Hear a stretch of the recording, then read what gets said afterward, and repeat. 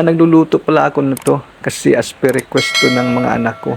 Minamadali ko, kaya ito yung version ko sa tinulang manok. So, hindi ko na isa-isahin yung mga spices niyan kasi alam niyo naman kung ano yung mga spices na kailangan sa tinulang manok. So, ayan, uunahin kong gigisahin yung sibuyas. Pagkatapos, isusunod ko yung bawang. Pag maging golden brown na, isusunod ko na rin yung manok. Yung manok na yan, hinugasan ng mabuti, nilagyan ng konting asin, at hinugasan ulit para matanggal yung mga langsa niya. Tapos, kikisahin ko lang yan hanggang mamuti. Ilagay ko na yung dinurog ko na sayote. Pinakuluan ko yan ng matagal, tapos dinurog ko.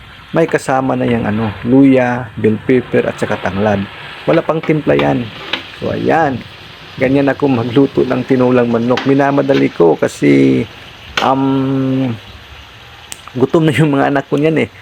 So ayan, pagkatapos titimplahan ko na yan ng asin at saka seasoning para mas masarap. Tapos pagkatapos kong timplahan, dadagdagan ko na ng yung naiwan na yung broth ng pinakuloang sayote. Ayan, pagluto na, lagyan ko na ng pichay. Yung pichay na pala yan is galing yan sa bukid namin. Nag-harvest kami yan. Yung mga tira-tira, niluluto namin. Nag-harvest kami yan nasa 55 kilos. Ayan, so kumita naman yung tanim namin, yung sobra, niluluto namin.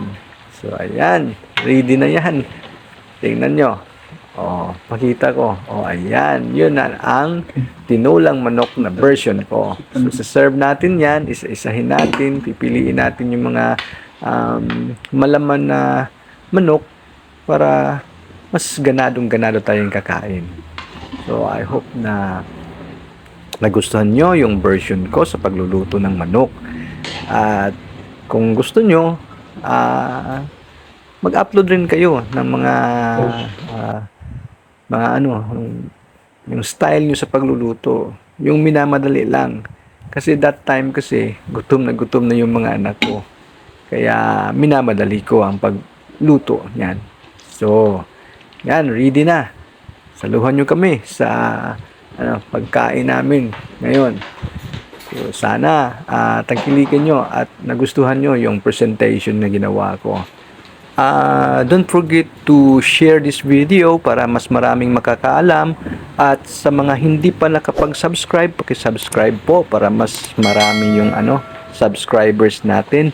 At saka don't forget to hit notification bell para every time mag-upload ako, alam nyo na kaagad na may bago akong upload, at mag-iwan kayo ng reaction, ng like para mas ganado tayong gagawa ng mga video. Kaya tara, samahan nyo ako. Ingat kayo palagi.